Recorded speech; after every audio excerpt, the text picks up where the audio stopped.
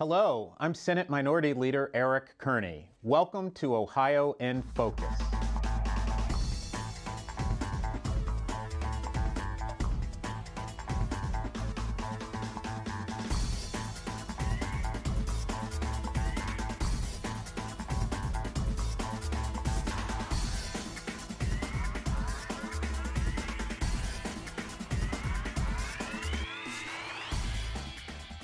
Welcome to Ohio in Focus, the program that brings state government to you. I'm your host, Mike Rao. Our focus today, the start of the 130th General Assembly and the governor's proposed state budget. Our guest is Senate Minority Leader Eric Kearney from Cincinnati. Senator, welcome back to the show. Thank you very much, Mike. I appreciate it. Let's start off with the governor's budget. We'll kind of dissect different parts of the budget. One of the big things in it this year is changes to Ohio taxes.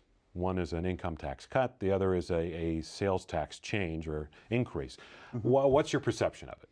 Well, first of all, I think people were surprised by the sales tax because the sales tax, in my view, is a sales tax shift. It's a tax shift, which means that the tax goes from regular items that you don't think about. So, for instance, you wake up on a Saturday morning, you turn on your television set. If you have cable, there's an additional tax for that. If you decide to go get a haircut, well, there's a tax added to that. If you decide to pick up a magazine at a convenience store on your way home, there's a tax for that. And then if you decided to go to a baseball game or a hockey game, there are really two taxes for that. One for your parking, and then two for the ticket that you purchased to go see the sporting event.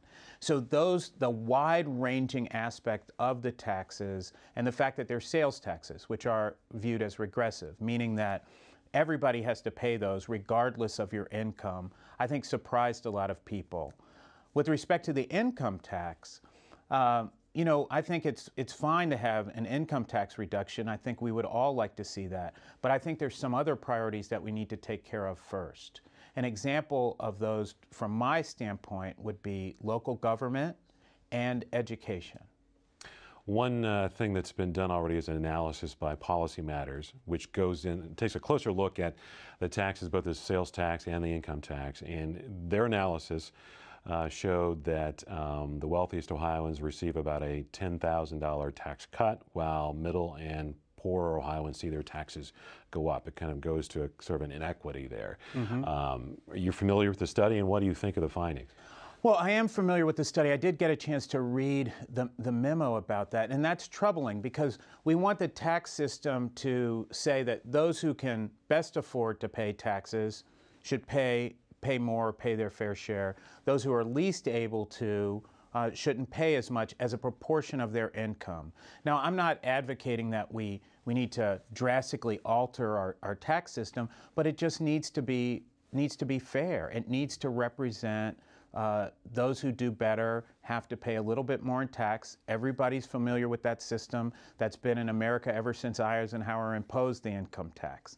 So that's what I would like to see the governor's budget change. So you're talking about more of a progressive sort of tax Exactly, structure. a progressive tax that recognizes as you do better, you pay a little bit more. Another big issue in the budget is education. The governor came out with his own sort of funding mechanism.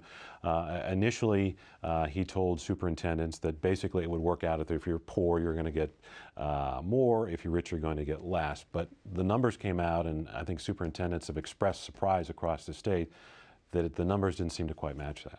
Right. I've heard from a number of superintendents, or I've read a number of superintendents who have said that they didn't really understand it. I find the system to be confusing, and it's kind of not what the governor said originally.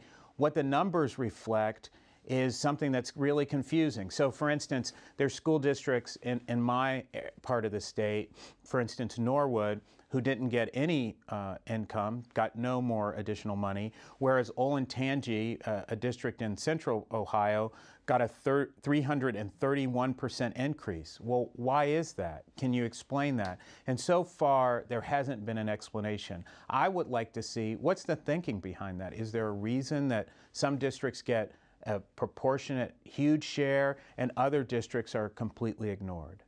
So an explanation, or should it be fixed? Well, I think we need both, quite frankly. I mean, we need to have an explanation like why are we here? How did we get here? And then let's take some ideas to really fix it. To be honest with you, the Senate Democratic Caucus has really been very forward thinking in terms of education. A number of our senators have come up with great initiatives about education, in particular Senator Sawyer, who has a great record of public service. He's been a mayor, he's been a congressman, he's been a state rep and a state senator. And so he has some great ideas, and it would be wonderful if Governor Kasich would be open to some of the ideas that Senator Sawyer has. I want to move on to another topic in the budget, which is Medicaid expansion, something that's been debated back and forth for a while as part of national health care reforms, that Ohio would expand the number of people eligible for Medicaid. The governor said he's in favor of that. What's your position? Well, I have to compliment Governor Kasich. I think he's done a very good job of including Medicaid expansion. That would be something that I support. I think all of the members of the Ohio Senate Democratic Caucus support this aspect of the governor's budget. It's a good thing. It's good for those who are in need. It provides an economic boost to our state. It provides a large amount of federal funding and money into our state, and that will help our economy grow. So it's a good policy and it's good economics. Is this another example of an area where you can work with the governor and support him? Well, I think this is another example of an area where we can work with the governor. I should say, Mike, as I maybe noted some things that I don't agree with earlier in the show, I'm willing to work with Governor Kasich, and I think all the members of the Senate Democratic Caucus are willing to work with him. We've shown in the past that we're able to reach across party lines. We were able to work with Senator Niehaus. I look forward to a very positive relationship with President Faber, and so we would like to work with Governor Kasich on these issues, and we're ready, willing, and able. One other topic I want to touch on about the budget is local government funding, which was obviously a big issue in the last budget. As you look at the proposal now, what do you think of it? Well, a couple of things. One is local government funds were cut. They were cut by $200 million. Local governments are they're right there with the communities, with the people that we represent. We have to support them. This is police protection, fire protection, snow removal, things like that. So the reduction is one thing. Remember, the last budget they were reduced. But on top of that, what the governor's budget does is it says you can't raise local levies, or you can't tax your citizens to make up for your shortfall from the state of Ohio. So that's a double whammy to our local governments. I say we've got to change that somehow. Our local communities need it. We need great quality of life, and the state shouldn't come in and tell local communities what to do. I want to move on to something that you've already touched on a little bit, and that is some of the legislation that your members have proposed already is sort of caucus priorities. Can you talk a little bit more about what some of the other ideas are? Well, what we did was we got together as a caucus, and there are 10 members, and we said, what are some of the 10 things that we really want to work on? And what are the things that we think are most important to the citizens of Ohio, not only in our district, but statewide? So Senator Brown came up with a plan for child nutrition. Senator Cafaro came up with a work training program, job training program. Senator Gentile came up with a program for veterans to get into state institutions. Senator Sawyer had an education bill that I mentioned. Senator Schiavone had a bill that was very successful last General Assembly, which he's brought back, that deals with beautifying abandoned properties.